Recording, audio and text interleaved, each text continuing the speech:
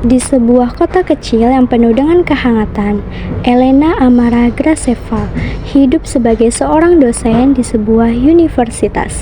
Setiap hari ia membimbing mahasiswanya. Namun di balik senyum manis yang selalu ia tunjukkan, Elena menyimpan luka lama yang tak kunjung sembuh. 5 tahun yang lalu, ia kehilangan tunangannya, Raga Argentara, dalam sebuah kecelakaan tragis. Sejak itu, Elena memilih untuk mengubur hatinya dalam-dalam, tak lagi percaya pada cinta. Di sisi lain, Raga, meski sudah tiada, sering muncul dalam mimpi Elena. Dalam mimpinya, Raga selalu mengingatkan bahwa Elena harus bahagia. Namun, ia tak pernah tahu bagaimana cara untuk mencintai lagi. Bagi Elena, Raga adalah sosok sempurna yang selalu ada untuknya. Ia adalah dorongan paling kuat untuk Elena mengejar mimpi-mimpinya. Raga sangat menyukai puisi, desir ombak, dan buku. Salah satu hal yang paling Elena sukai adalah membaca puisi yang Raga buat. Ia membuat entah berapa jilid puisi untuk Elena. Namun, setelah kepergiannya, lembaran kertas berisi kata-kata nan indah itu tak pernah lagi disentuhnya.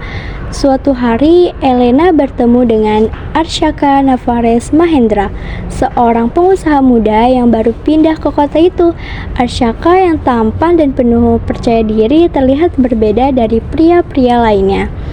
Ia datang untuk membuka sebuah kafe di kota kecil itu, dan sejak pertama kali bertemu, Arshaka merasa ada sesuatu yang menarik dari Elena. Ia terpesona dengan cara Elena membimbing para mahasiswanya dan melihat dalam diri Elena sosok wanita yang penuh kasih. Namun, Elena merasa canggung dan tak ingin membuka hatinya untuk orang lain. Luka yang tertinggal di lubuk hatinya setelah kehilangan Raga masih sangat membekas. Ia takut jika ia jatuh cinta lagi, ia akan kembali terluka. Di sisi lain, Arshaka tak mudah menyerah.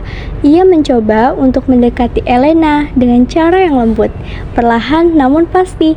Dia menunjukkan bahwa cinta bukanlah sesuatu yang perlu ditakuti, melainkan sesuatu yang bisa memberi kebahagiaan jika dijalani dengan tulus. Satu persatu, Arshaka mulai menunjukkan perhatiannya kepada Elena. Dari membantu di universitasnya, mengajaknya berbincang tentang impian masa depan, hingga mengajaknya berkunjung ke tempat-tempat yang ia sukai. Walau Elena masih ragu, ia mulai merasakan sesuatu yang berbeda dalam hatinya. Namun, rasa takut itu selalu hadir, mengingat betapa besarnya cinta yang ia rasakan untuk Raga dulu. Ia memperhatikan meja belajarnya, yang juga menjadi tempat favorit Raga membuat puisi untuknya dulu. Ia membuka kotak yang berisi serangkaian kata-kata indah yang Raga susun di sana. Tangan cantiknya bergerak mengambil kertas paling atas di tumpukan itu. Sebuah kertas yang berisi puisi terakhir yang Raga tulis untuknya. Puisi yang tak sempat dibacakan oleh penulisnya. Bahasa tentangmu. Dalam bahasa sunyi yang nestapa, kupungut beberapa kata, merakitnya dalam bait asa, menjadikannya indah pada sastra.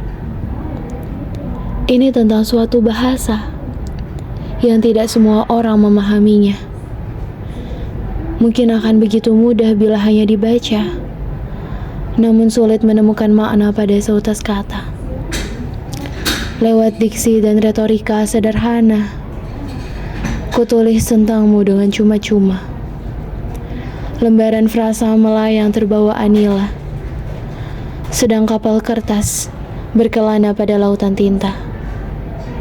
Sebagai bentuk dedikasi bahasa bernama cinta.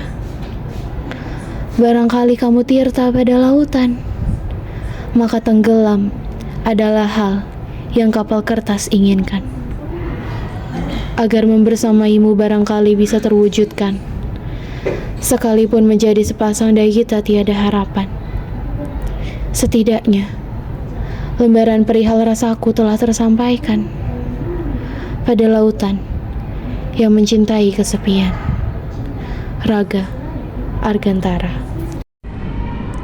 Elena tersenyum, namun air mata mengalir jatuh ke pipinya.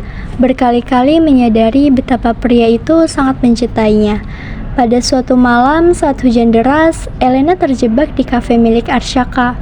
Mereka berdua duduk bersama di dekat jendela, melihat hujan yang turun dengan deras. Elena, kamu tahu, aku percaya cinta itu datang dengan cara yang tak terduga, kata Arsyaka dengan lembut. Mungkin aku bukan raga dan aku tidak akan pernah bisa menggantikan dia. Tapi aku ingin kamu tahu bahwa aku akan selalu ada untukmu. Aku ingin menemanimu sampai kamu siap membuka hatimu lagi.